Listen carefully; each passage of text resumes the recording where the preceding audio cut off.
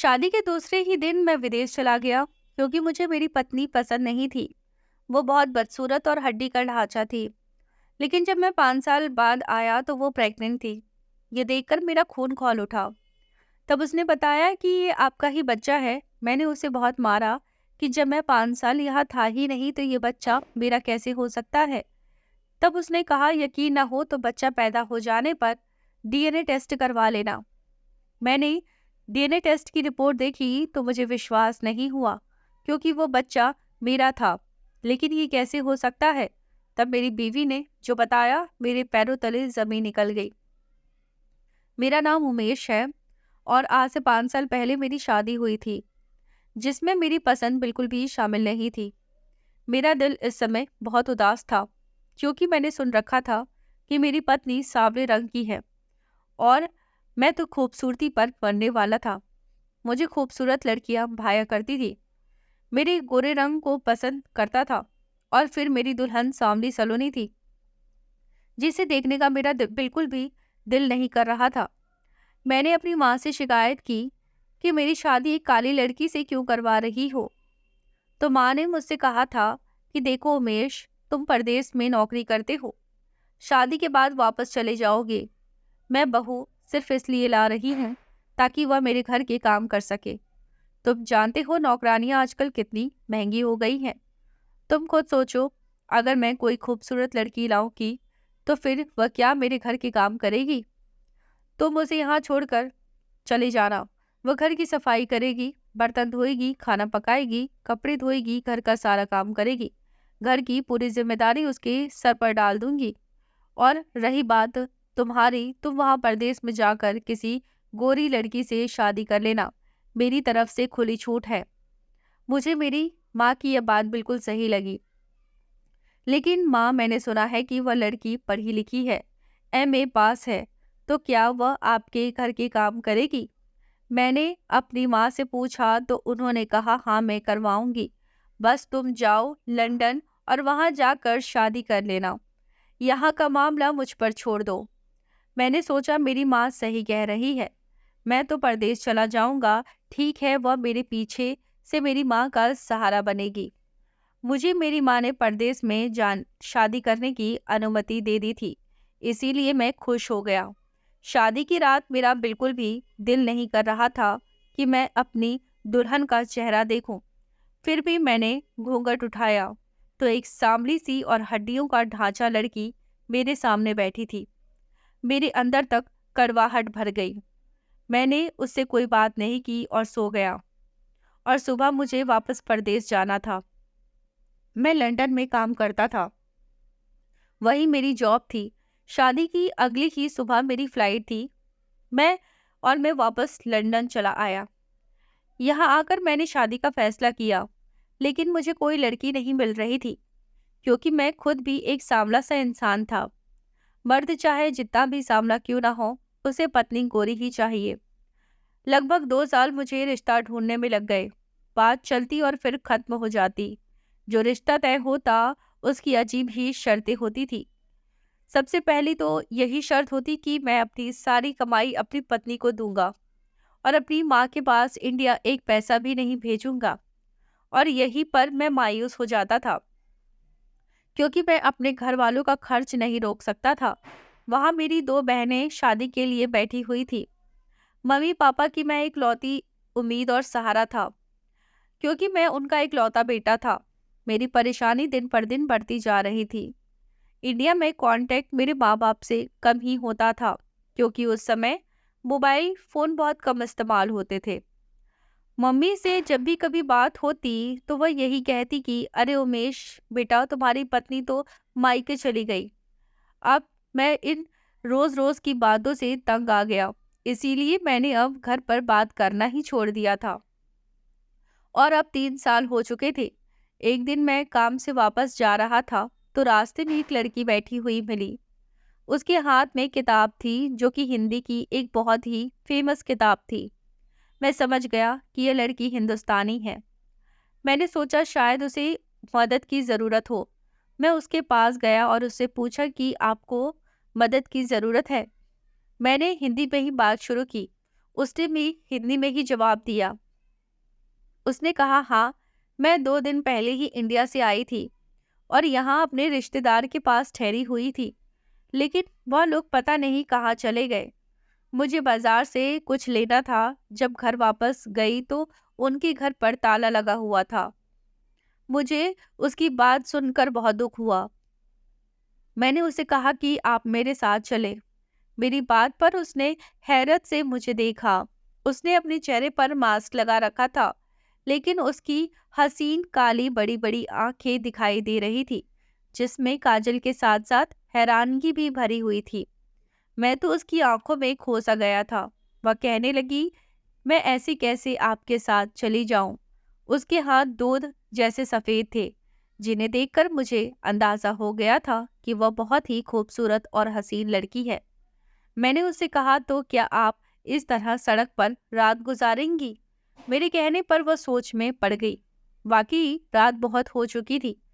वह मुझसे पूछने लगी कि आपके घर में कौन कौन है। मैंने उससे कहा कि मैं एक कमरे में अकेला रहता हूँ।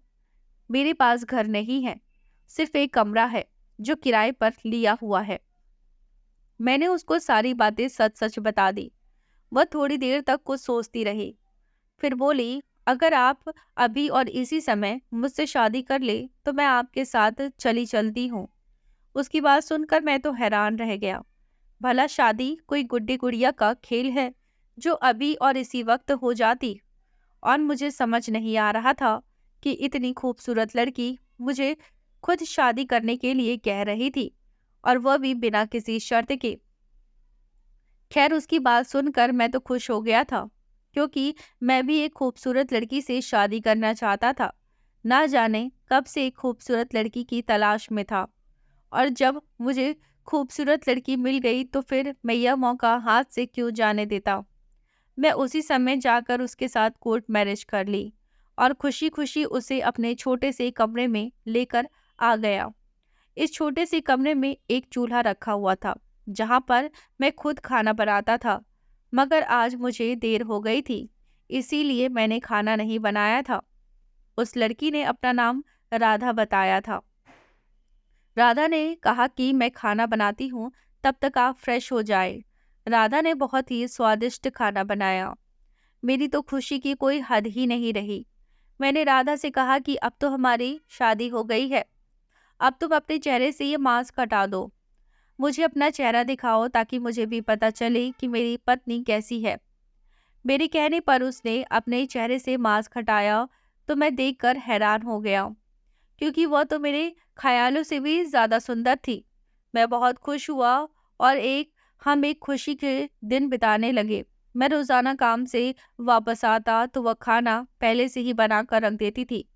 मैं सुबह उठता तो मेरे लिए नाश्ता तैयार रहता था। मेरी जिंदगी तो जैसे स्वर्ग बन गई थी। लेकिन एक दिन जब मैं घर आया तो वह मुझे घर पर नहीं मिली। मुझे लगा शायद वह कहीं गई हुई है, थोड़ी देर में वापस आ जाएगी। लेकिन मुझे एक खत मिला। उस खत में लिखा था कि उसके रिश्तेदार वापस आ गए हैं और वह अपने रिश्तेदारों के पास जा रही है। खत क्या था? मेरी बर्बादी थी। खत को पढ़कर मेरे सर पर आसमान गिर गया था। पैरों तले जमीन फिसल गई थी। मेरे पास तो उसका कोई पता नहीं था। मैं पागलों की तरह उसे ढूंढने लगा, लेकिन ढूंढता भी तो कहाँ ढूंढता। वह तो मुझे एक सड़क पर मिली थी। उसे ढूंढते ढूंढते 8 महीने गुजर गए, लेकिन वह मुझे कहीं भी नहीं मिली। मैं डिप्रेशन में चला गया और दिमागी मरीज बनता जा रहा था। मैंने उसके साथ जितना समय गुजारा था, वह मेरे लिए बहुत ही खूबसूरत समय था। इतने समय में ही मुझे उससे मोहब्बत हो गई थी। अब तो उसके बिना रहने के ख्याल से ही डर लगने लगा था। लेकिन पता नहीं क्या कारण था कि वह मुझे छोड़कर चली गई थी।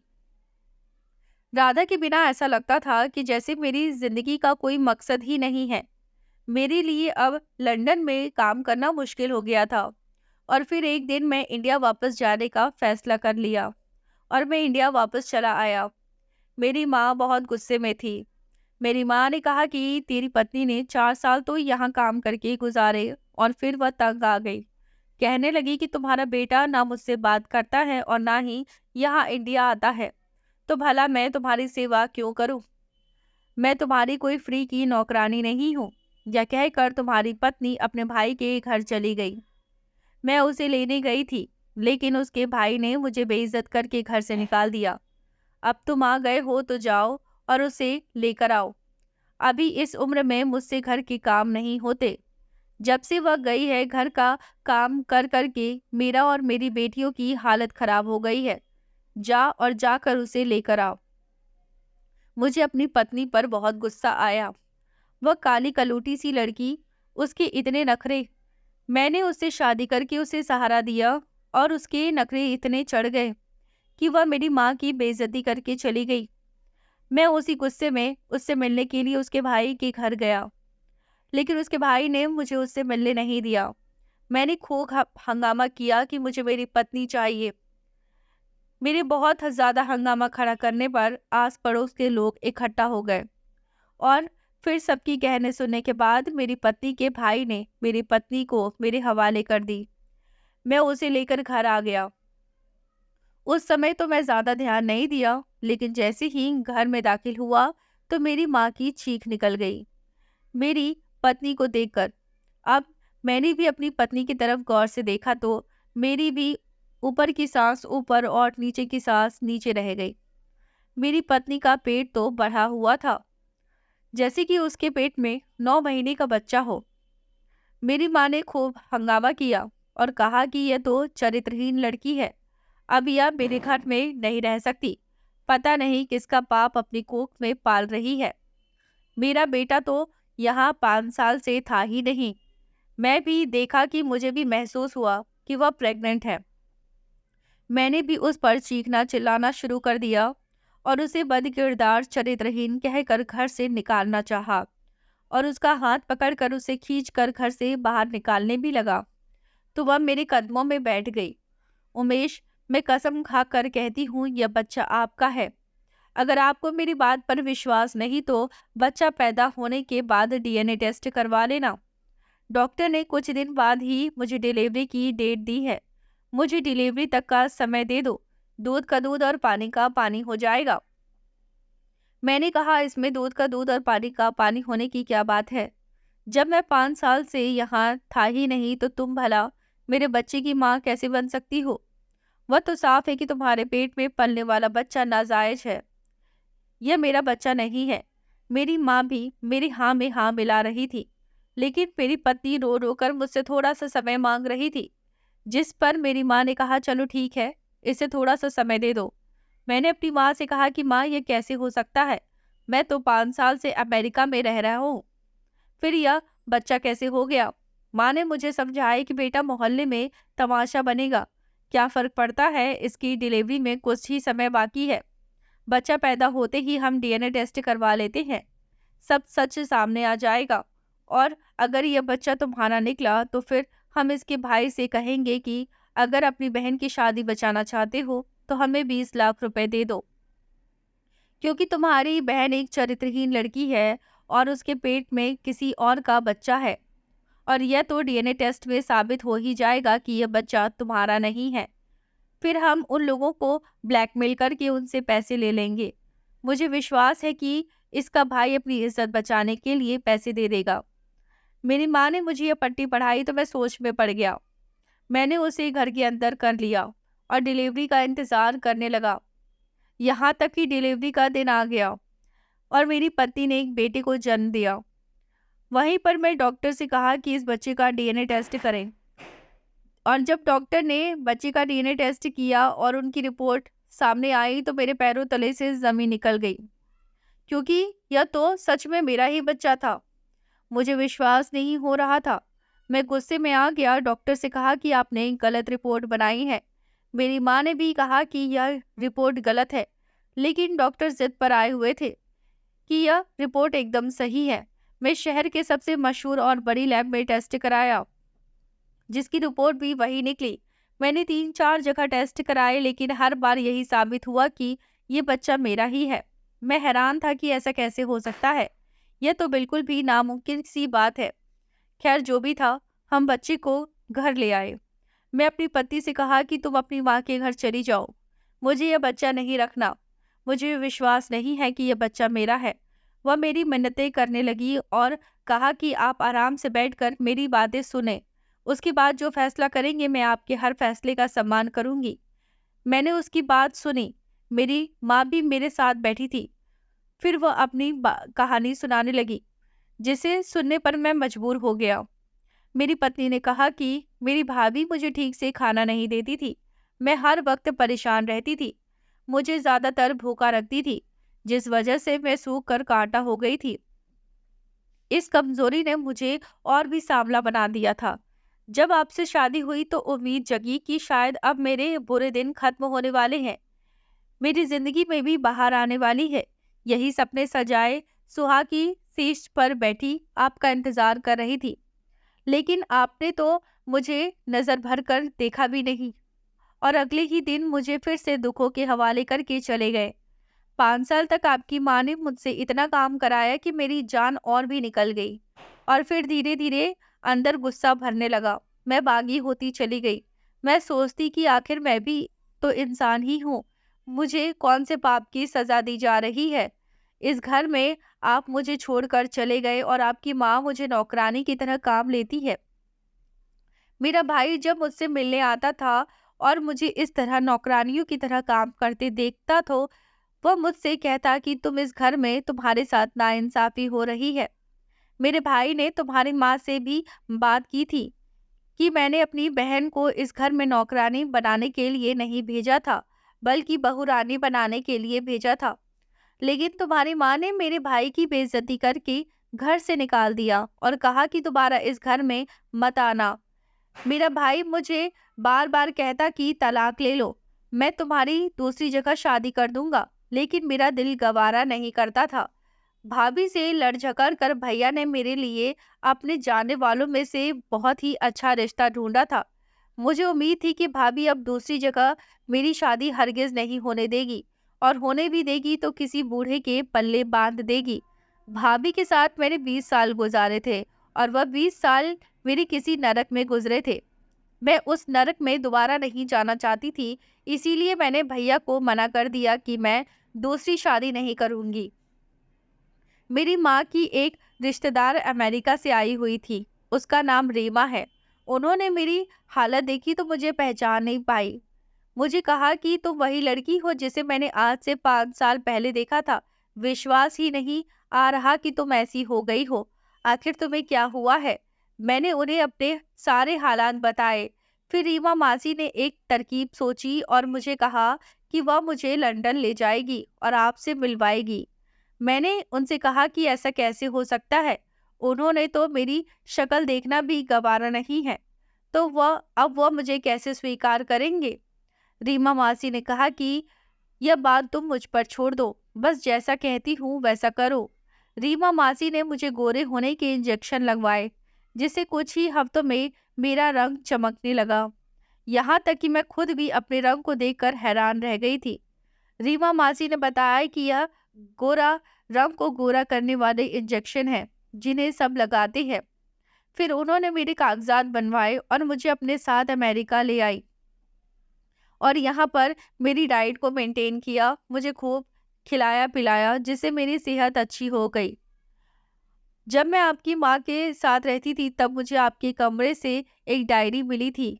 उस डायरी में आपके रहने का पता लिखा हुआ था कि आप लंदन में किस जगह पर रहते हैं।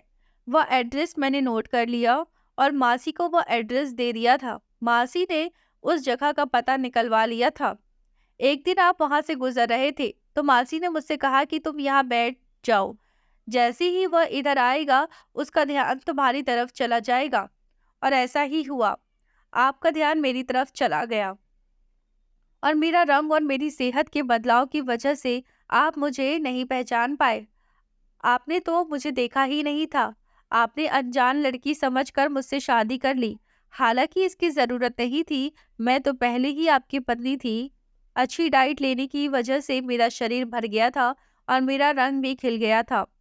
लेकिन मेरा रंग सिर्फ कुछ समय के लिए था, क्योंकि इंजेक्शन लगने से रंग गोरा हुआ था। इंजेक्शन का असर खत्म होते ही मेरा रंग फिर से सांवला हो जाता और फिर शादी के बाद मैं तुम्हारे साथ रहने लगी थी। लेकिन इंजेक्शन का असर खत्म होते ही मेरा रंग फिर से सांवला होना शुरू हो गया था। तो मैं वहाँ से निकल आई और मेरा वीज़ा भी पूरा हो गया था। 21 दिन का मेरा वीज़ा था और फिर मैं वापस चली आई इंडिया। इंडिया आकर मुझे मालूम हुआ कि मैं प्रेग्नेंट हूँ। मेरे घरवालों ने कहा कि तुम हिम्मत से काम लो और यहीं पर रहो, सारी हकीकत हम तुम्हारे पति को बता देंगे। मेरी पत्नी ने सारी कहानी मुझे सुनाई और सबूत के तौर पर लंदन में हुई हमारी शादी के पेपर भी मुझे दिखा दिए और कुछ चीज़ें भी मेरी पास मौजूद थी जो मैंने उसे लंदन में दी थी, वह भी मुझे दिखाई। जब मैं उसे गौर से देखा तो उसकी वही काली बड़ी बड़ी आंखें थी जिस पर मैं फिदा हो गया था। आवाज़ भी उसी की थी।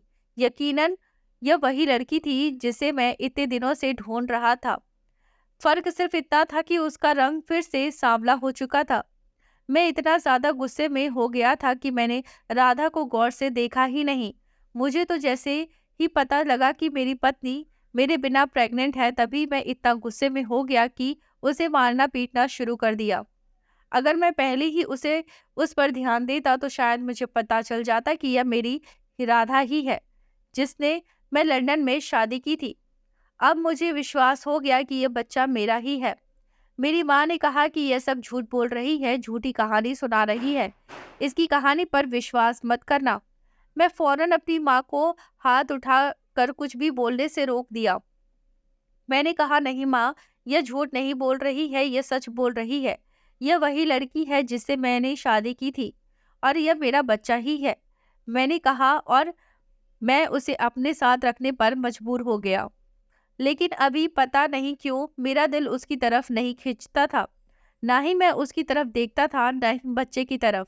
पता नहीं क्यों मैं अपनी पत्नी को वो मोहब्बत नहीं दे पा रहा था जो मैंने लंदन में राधा को दी थी। हालांकि दोनों एक ही थी, अंदर सिर्फ रंग का था। सांवले रंग की थी।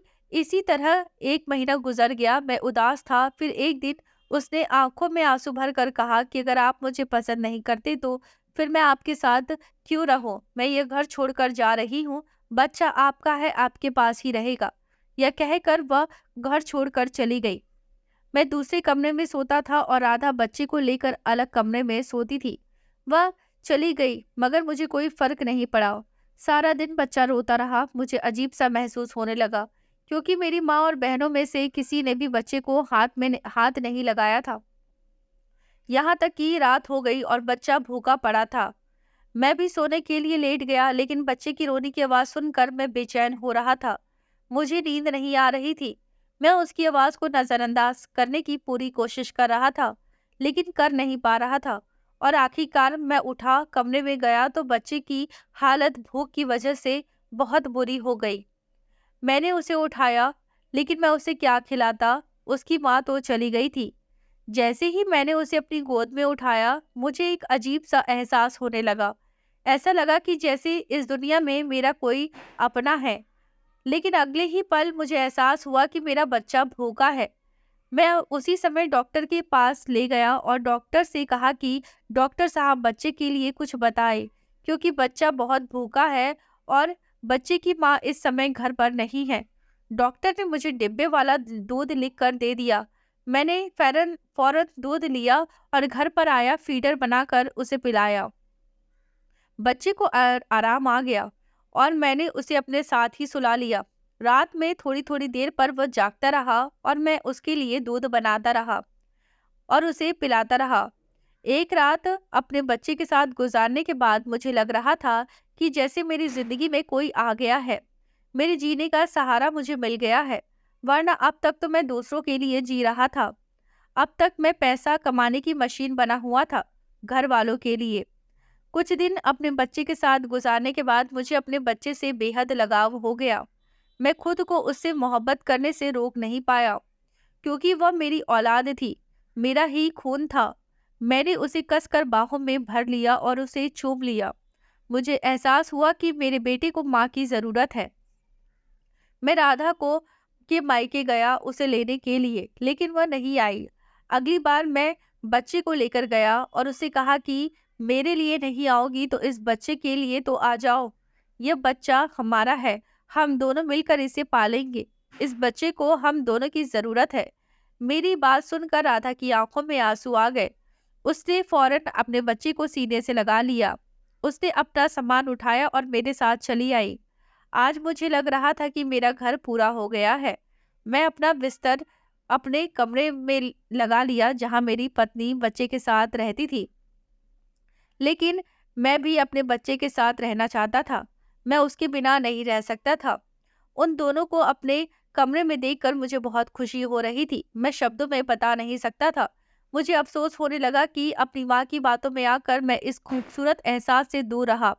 पिछले 5 साल से आज ये एहसास मुझे इस कदर खूबसूरत लग रहा था, लेकिन अभी भी मेरे और राधा के बीच कोई बात नहीं होती थी। हम बस बच्चे के बारे में ही बातें करते थे। मुझे यह भी एहसास हुआ कि मैं अपनी माँ की बातों में आकर राधा के साथ बहुत नाइंसाफ़ी की है। और फिर एक दिन मैंने राधा से माफ़ी माँगी कि राधा मुझे माफ़ कर दो, मैंने जो भी तुम्हारे साथ किया वो गलत है। मुझे एहसास हो गया कि तुम बहुत अच्छी लड़की हो। मुझे मोहब्बत भी हुई थी तो तुमसे ही हुई थी, और अब फिर से वही लंदन वाली मोहब्बत तुम्हारे लिए जागने लगी है। तुमने जो कुछ भी किया था वो अपना हक हासिल करने के लिए किया था। मुझे तुमसे कोई गिला नहीं है, मैं तुमसे माफ़ी माँगता हूँ। हालाँकि मैं माफ़ी के काबिल नहीं हूँ, लेकिन फिर भी मैं तुमसे माफ़ी माँग रहा हूँ। मुझे माफ़ कर दो। मैं राधा के सामने हाथ बाँध कर उसे माफ़ी माँगी तो उसकी आँखें भर आई और उसने मुझे फ़ौरन माफ़ कर दिया। मैंने राधा से कहा कि मैं तुमसे वादा करता हूँ, आज के बाद तुम्हें कोई दुःख नहीं दूँगा और तुम्हारा ख़्याल रखूँगा। मेरी यह बात सुनकर वह खुशी से खिल उठी। मैंने उससे वादा किया कि मैं तुम्हें अलग घर में रखूंगा, मगर उसने मना कर दिया। कहने लगी, मुझे अलग घर नहीं चाहिए, मैं यहीं पर खुश हूँ। मुझे बस आपकी मोहब्बत चाहिए जो मुझे मिल गई। मुझे घर की कोई इच्छा नहीं है और माँ बाप से बेटे को अलग करके मुझे कोई खुशी नहीं मिलने वाली। मैं ऐसी नहीं हूँ। राधा ने कहा तो उसकी यह बात बाहर दरवाजे पर खड़ी मेरी माँ ने सुन ली और उनकी आंखें भर आई। वह कमरे के अंदर आई और राधा से अपने किए की माफी मांगने लगी। राधा, मुझे माफ कर दो। मैंने तुम्हारे साथ बहुत गलत बर्ताव किया है और आज भी तुम हमें छोड़कर जाने को तैयार नहीं हो। हालांकि तुम्हें इस बात का हक था। आज के बाद तुम मेरी बहू नहीं, बेटी हो। मेरी माँ ने राधा को गले लगाते हुए कहा तो उस समय मुझे लगा कि मेरी दुनिया सच में आज पूरी हो गई है। कितनी अजीब बात है कि सिर्फ रंग के कारण मैं जिस लड़की के साथ बुरा व्यवहार किया, आज मेरा परिवार उसी ने पूरा कर दिया था। यह गोरा रंग और यह खूबसूरती तो 4 दिन की चांदनी है और समय के साथ धुंधली पड़ जाती है, लेकिन असल चीज इंसान की सीरत होती है जो कभी धुंधली नहीं पड़ती।